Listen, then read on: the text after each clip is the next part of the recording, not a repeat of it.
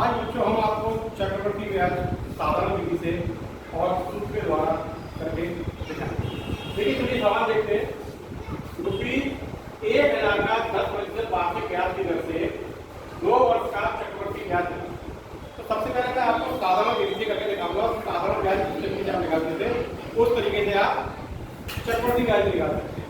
दूसरा मैं आपको फॉर्मूले के द्वारा चक्रवर्ती ब्याज निकालने दिखाऊंगा कि आप किस तरीके से निकाल सकते हैं। तो देखिए पहले वर्ष का मूलधन ₹1000 का 10% वार्षिक ब्याज की दर से आपको 2 वर्ष का चक्रवर्ती ब्याज निकालना है। तो यहाँ पहले वर्ष का जो मूलधन होगा वो 1000 होगा। साधारण ब्याज का आपको सूत्र याद होगा। साधारण ब्याज का सूत्र होता है हमारा मूलधन गुणा दर इंटू समय अपॉन 100। 1000 गुणा 10 गुणा 1 अपॉन 100। 2 जीरो से 2 जीरो काटिए तो पहले वर्ष का जो हमारा आया वो आया 100। अब पहले वर्ष का मिश्रधन, पहले वर्ष के मूलधन में अगर हम ब्याज जोड़ देंगे तो पहले वर्ष का मिश्रधन हो जाएगा हमारा 11, जो कि पहले वर्ष का मिश्रधन होगा वो दूसरे वर्ष के लिए मूलधन होगा। तो दूसरे वर्ष के लिए मूलधन कितना हो गया 11। अब आया दूसरे वर्ष का ब्याज, तो 1100 रुपए पर 10% की दर से 1 वर्ष का निकालेंगे तो हम अपॉन 100 1 जीरो से 1 जीरो काटा 1 जीरो से 110 रुपया आ गया आपका ये दूसरे वर्ष का ब्याज। अब दूसरे वर्ष का मिश्रधन क्या होगा?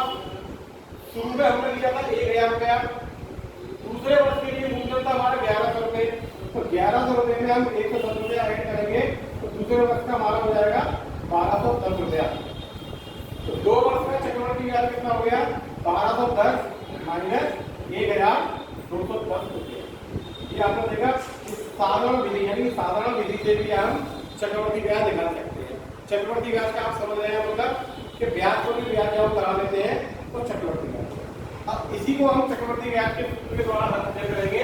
मिश्रधन बराबर मूलधन ब्रैकेट 1 प्लस 10/100 की पावर 100 बराबर मूलधन हमारा कितना दिया हुआ है 1000 रुपया। यह ब्रैकेट दिया 1 प्लस 10/100 की पावर 2। अब बच्चे जो पहली बार कर रहे हैं इसको चक्रवर्ती ब्याज उनको 1 प्लस 10/100 को सॉल्व करने के लिए आप बिना देख सकते हैं 1 के लिए आप 1 मान सकते हैं अपॉन 10/100। इसका हम एलसीएम लेंगे तो 100, तो 100 में 100 प्लस 10 तो आ गया आपका 110/100। इसको आप आगे से ध्यान रखेंगे तो इसको हम 1 प्लस 10/10/100 का बोल सकते हैं 110/100। समय के लिए आपको दिया हुआ है 2, तो इसका मतलब हो गया 110/100 को आपको 2 बार लिखना है। तो यहाँ आपने देखा 1000 गुणा 110/100 110/100।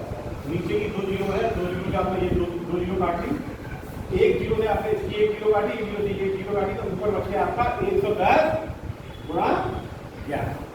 इसके लिए अगर आपने 110 में जब आपने 92 का गुणा दिया सीधा सिंपल सिंपल तो ये आपका आ गया 1210 रुपये। तो इसका मिश्रधन कितना हो गया 1210 रुपये। इस बारे में सूत्र के द्वारा हमारा सीधा मिश्रधन हमें ज्ञात होता है। अब इसमें हम चक्रवर्ती ब्याज निकालेंगे तो चक्रवर्ती ब्याज बराबर आप समझ सकते हैं मिश्रधन में से अगर हम मूलधन घटा दें, मिश्रधन जो कि ब्याज सहित है उसमें से अगर हम मूलधन घटा देंगे तो आपका आ जाएगा ब्याज। तो 1210 में आपने 1000 घटाया तो 210। अब आप देख सकते हैं चाहे आप साधारण विधि से निकालें और चाहे आप सूत्र के द्वारा निकालें चक्रवर्ती ब्याज आपका पूर्ण करता है। धन्यवाद।